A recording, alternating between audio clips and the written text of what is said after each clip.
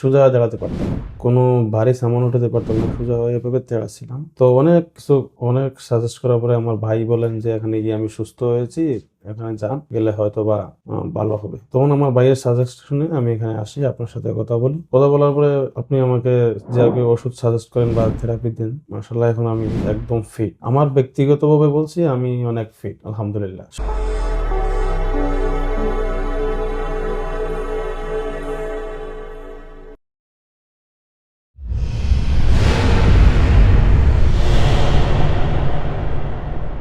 আসসালামু আলাইকুম প্রিয় দর্শক শ্রোতা, আশা করছি সবাই ভালো আছেন। আমি আকুপাংচারিস্ট আব্দুর রহমান, স্বাগতম জানাচ্ছি নতুন একটি রিভিউ ভিডিওতে।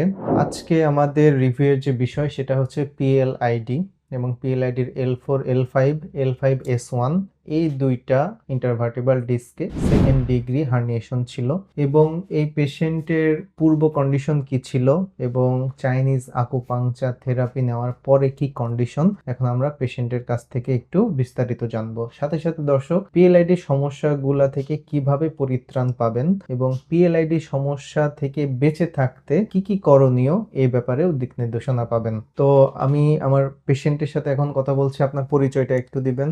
আসসালামু আলাইকুম। আমার পরিচয় হচ্ছে, আমার নাম আব্দুল আহাদ। আমার বাড়ি হচ্ছে গোয়েনঘাট উপজেলা, রস্তমপুর ইউনিয়ন। জি, সিলেটে। জি, সিলেট। সিলেটে। তো আপনি প্রবাসে থাকেন, তাই তো? জি, কোন দেশে প্রবাসে। থাকেন? আমি প্রবাসে দীর্ঘ 12 বছর থেকে ওমানে আছি। ওমানে আছেন। জি। তো আপনি যখন আমাদের সেন্টারে আসলেন পিএলআইডি সমস্যা নিয়ে, আপনার সমস্যাগুলা কি ছিল? আমার সমস্যাগুলো ছিল প্রথমত যে আমি সোজা দাঁড়াতে পারতাম না। কোনো ভারী সামান উঠাতে পারতাম না, সোজা হয়ে এভাবে দাঁড়াচ্ছিলাম। তো অনেক সাজেস্ট করার পরে আমার ভাই বলেন যে এখানে গিয়ে আমি সুস্থ হয়েছি, এখানে যান, গেলে হয়তো বা ভালো হবে। তখন আমার ভাইয়ের সাজেস্ট শুনে আমি এখানে আসি, আপনার সাথে কথা বলি। কথা বলার পরে আপনি আমাকে যে ওষুধ সাজেস্ট করেন বা থেরাপি দেন, মাশাআল্লাহ এখন আমি একদম ফিট। আমার ব্যক্তিগতভাবে বলছি আমি অনেক ফিট, আলহামদুলিল্লাহ। সুস্থ হলে আপনার আলহামদুলিল্লাহ। জি, আপনার ব্যথাটা কোমরে ছিল, তাই তো? জি, কোমরে ছিল। কোমরে ছিল এবং ব্যথা কি পায়ের পিছন দিক দিয়ে নিচে নামতো? হ্যাঁ, অল্প অল্প নামতো। জি। অল্প অল্প আর নামতো। কোমর একদিকে একটু বাঁকা ছিল। হ্যাঁ, কোমর একদিকে একটু বাঁকা একটু ছিল। বাঁকা ছিল। এখন কয়টা সেশন নেওয়ার পরে ইমপ্রুভমেন্ট টের পেলেন?